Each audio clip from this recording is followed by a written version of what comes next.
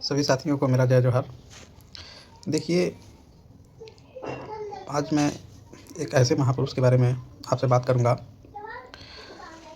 जो छत्तीसगढ़ के छत्तीसगढ़ उनका जो संघर्ष था वो छत्तीसगढ़ और मध्य प्रदेश के जंगलों में माना जाता है। क्योंकि ऐसे बहुत से हमारे महापुरुष रहे जिन्हें इतिहास के पन्नों में जो जगह नहीं मिली। ऐसे कई गुमनाम महापुरुष हैं। देखिए, जब देश की आज़ादी की लड़ाई में जिन्होंने उँगली तक नहीं कटाई, उन्हें शहीद का दर्जा आज प्राप्त है। लेकिन हमारे बहुत से महापुरुष ऐसे रहे जो अंग्रेज़ों से लड़ते लड़ते शहीद हो गए, लेकिन उन्हें इतिहास के पन्नों में कोई जगह नहीं दी गई। मैं एक ऐसे ही गुमनाम महापुरुष के बारे में मैं आज आपको बताऊंगा।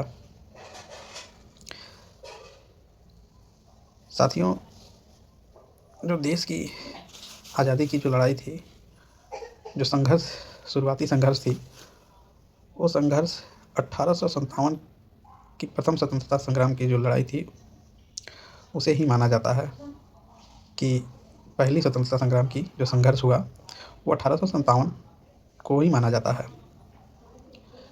लेकिन उससे पहले भी हमारे कई महापुरुष थे जो अंग्रेज़ों से लड़ते लड़ते शहीद हो गए। क्योंकि आदिवासियों को तो क्रिमिनल ट्राइब बोला जाता था,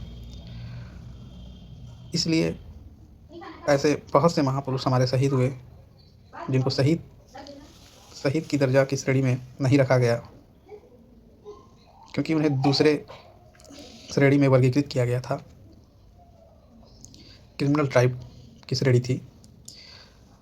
क्रिमिनल बोल करके हमारे कई महापुरुषों को इतिहास के पन्नों से गायब कर दिया गया। 1857 के विद्रोह से लगभग 73 साल पहले तिलका मांझी जी ने, जिनका जन्म 1750 में हुआ था, उन्होंने 1781 से 1785 तक उन्होंने स्वतंत्रता के लिए लड़ाई लड़ी अंग्रेज़ों से, जो कि 1857 के पहले की लड़ाई थी। लगभग 72 साल पहले की लड़ाई थी। तिलका मांझी जी ने शुरू कर दिया था वो विद्रोह। उसी क्रम में ऐसे बहुत से महापुरुष हुए जिन्हें भुला दिया गया, बिसरा दिया गया। तो उसी कड़ी में एक छत्तीसगढ़ के जो है वीर नारायण सिंह झिंझावर जी थे, जो 1857 के विद्रोह से पहले ही उन्होंने अंग्रेज़ों से संघर्ष किया।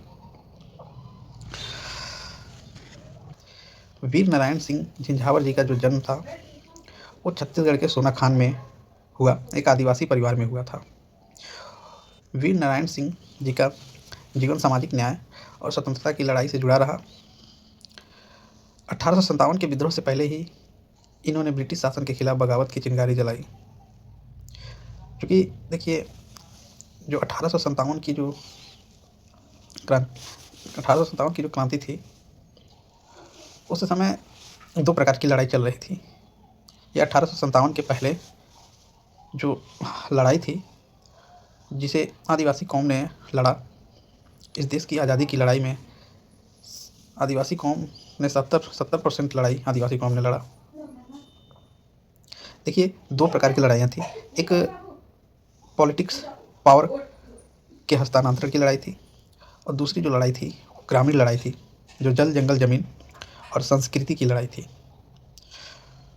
तो ज़्यादातर जो जगह दिया गया उसे राजनीतिक शक्ति के हस्तांतरण की लड़ाई को ज़्यादा जगह मिली, जिसे ज़्यादा हाईलाइट किया गया।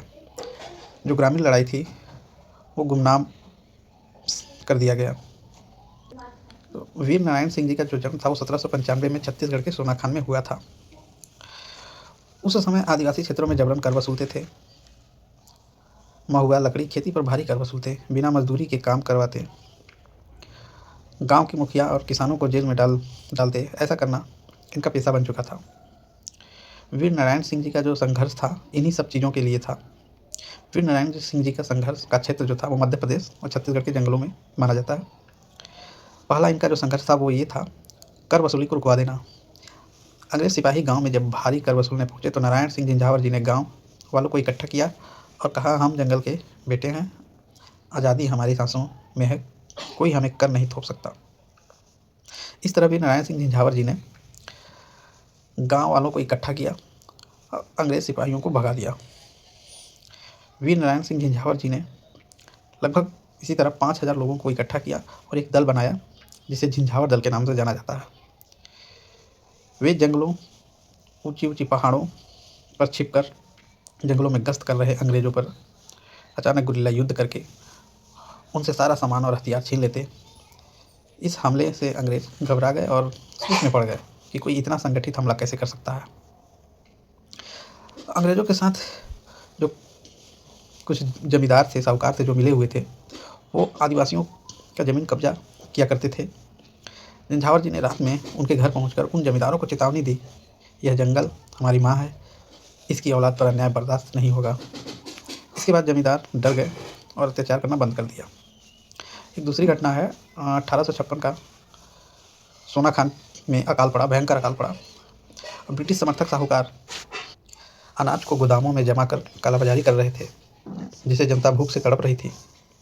वीर नारायण सिंह झंझावर जी ने उन साहूकारों से, जमींदारों से रिक्वेस्ट किया कि अनाजों को जो है गरीबों को सस्ते कौम में बेचा जाए ताकि वो खरीद सके। लेकिन जमींदारों ने वीर नारायण सिंह झंझावर जी की बात को नहीं मानी और वीर नारायण सिंह झंझावर जी ने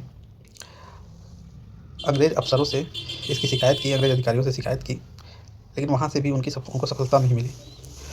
तो वीर नारायण सिंह ने ठाना उन गोदामों को लूटना ही उचित समझा।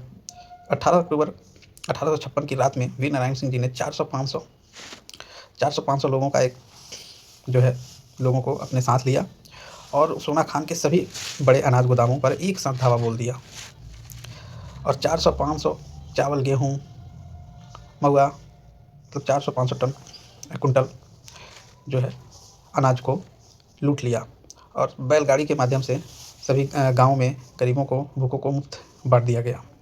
झंझावर दल ने इस तरह से अत्याचार कर रहे अंग्रेजों की पुलिस चौकी पर भी कई हमले किए, दस्तावेजें जला दिए और उनके हथियार छीन लिए। इस तरह से बार बार अंग्रेजों को हार मिल रही थी। तब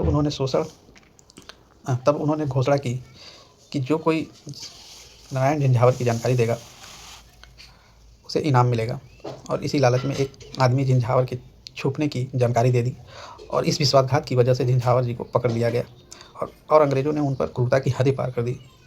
पेड़ से बांधकर पिटाई की, गर्म लोहे से शरीर को दागा गया, दिन रात कड़ी यातना दी गई, कई दिनों तक उनको पानी भी नहीं दिया गया, खाने को भोजन भी नहीं दिया गया, लेकिन उन्होंने तब भी हार नहीं मानी और किसी साथी का नाम तक नहीं बताया और इस प्रकार उन्होंने अंततः शहीदी प्राप्त की।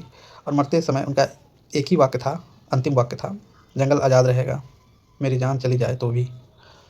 उनकी महानता और उनकी क्रांतिकारी वीरगाथा को दबाने के लिए उनकी बॉडी को तोप से बांध कर उड़ा दिया गया ताकि उनकी कोई मज़ार या कब्र न बन सके, क्योंकि कब्र अगर बनता या कोई मज़ार बनता, उनकी समाधि स्थल बनती, तो आने वाली पीढ़ी उनसे प्रेरित होती। इन्हीं सब चीज़ों की डर से अंग्रेज जो है उनकी बॉडी को तोप से बांध कर उड़ा दिए। लेकिन छत्तीसगढ़ जो है सरकार उनके सम्मान में जो है एक शहीद वीर नारायण सिंह अंतर्राष्ट्रीय क्रिकेट स्टेडियम उनके नाम पर है, जो भारत का तीसरा सबसे बड़ा स्टेडियम है और उन्हें प्रथम छत्तीसगढ़ी स्वतंत्रता सेनानी के रूप में पूजा जाता है। 18 फरवरी 1984 को तत्कालीन राष्ट्रपति ज्ञानी जैल सिंह जी ने राजभवन के निकट उनका स्मारक उद्घाटित किया था। वीर नारायण सिंह झंझावर का जो है सटीक जन्म दिनांक आज तक स्पष्ट रूप से दर्ज नहीं है, इसलिए छत्तीसगढ़ सरकार और जनता उनके सम्मान में हर वर्ष 10 दिसंबर को ही उनकी वीर नारायण सिंह बलिदान दिवस के रूप में मनाती है और सरकारी अवकाश घोषित करती है। तो ये थे हमारे वीर नारायण सिंह झंझावर जी। ऐसे ही गुमनाम महापुरुषों के बारे में जानकारी के लिए हमारे इस चैनल से जुड़े रहें और वीर नारायण सिंह जी की आज 10 दिसंबर के शहादत दिवस पर मैं उनके चरणों में कोटि-कोटि नमन करता हूँ और इसी के साथ मैं आपसे विदा लेता हूँ। जय जोहार, जय भीम, जय बिरसा।